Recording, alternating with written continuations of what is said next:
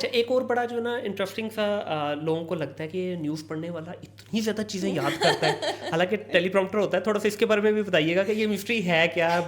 سارا دن بیٹھ کے خبریں پڑھ رہے ہیں، اتنا یاد تو نہیں رہ سکتا. تو یہ ذرا ایسا ہی ہے. بتا بھی دیجیے ہمارے سننے والے چند بھولے ہمارے ویورز کو کہ یہ ہوتا کیا، کہاں سے دیکھ کے آپ لوگ پڑھتے ہیں یا یاد کرتے ہیں. آپ کے سوال سے نا مجھے ایک چیز یاد آ گئی. ایئرپورٹ پر ایک خاتون ملی، بڑا پیار کیا انہوں نے، بڑا پسند کرتی تھی میری نیوز کو. تو کہتی بیٹا رات کو تمہارے پاس وہ پرچے پہنچ جاتے ہیں جو تم خبروں میں پڑھتی ہو. مجھے ان کی بات سنی تو بہت ہنسی ہے، بڑی پیاری آنٹی تھی. پھر میں نے ان کو بتایا کہ کیمرے کے پیچھے نا ایک ٹیلی پرومپٹر لگا ہوتا ہے اسکرین کی طرح، اس پہ وہ اردو آ رہی ہوتی ہے، پاؤں کے نیچے آپ کے یا ہاتھ کے نیچے ایک آلہ ہوتا ہے جس سے آپ اس کو آپریٹ کر سکیں، اپنی پیس پہ پڑھ سکیں. تو میں نے کہا بریکنگ میں ہم خود سے انوویٹ کرتے ہیں چیزیں، لیکن خبریں جو ہیں وہ اس طرح سے آتی ہیں. مگر اس میں بھی ایک ٹیکنیکل گلچ آپ کو بتاتی ہوں. بعض اوقات آپ کا ٹیلی پرومپٹر چلتے چلتے بند ہو جاتا ہے، آپ کے پاس پیپر پر بھی وہ چیز نہیں آئی ہوتی. ایٹ ٹائمز ذرا ہوتا ہے، سستی ہو جاتی ہے، آپ پیپرز نہیں کلیکٹ کر پاتے.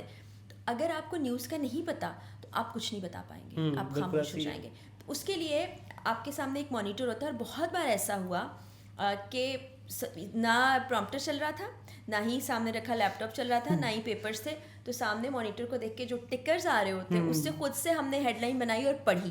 یہ بھی کیا ہے. تو اگر کوئی نہیں پڑھتا تو پھر اس کے لیے اس وقت صرف خاموش رہنا ہی حل ہوتا ہے. اور یہ سارا آپ کی پریکٹس کی وجہ سے آپ کی جو ہے نا چیزیں بہتر ہوتی ہیں. شروع میں تو ڈیفینیٹلی بندہ نروس ہوتا ہے. دنیا نیوز میں اب سارا عالم صاحب تھے، ہمارے استادوں میں سے ایک ہیں، سینئر جرنلسٹ ہیں. وہ روزانہ ہمیں کم سے کم 7 اخبار پڑھنے کا ٹاسک دیتے تھے. اور پھر وہ پوچھتے تھے کہ اس پیپر کی ہیڈ لائن کہاں کون سی تھی، مڈ پیپر میں کیا چھپا تھا، بیک سائڈ پہ کیا اسٹوری تھی. اس سے بڑی پریکٹس ہوئی.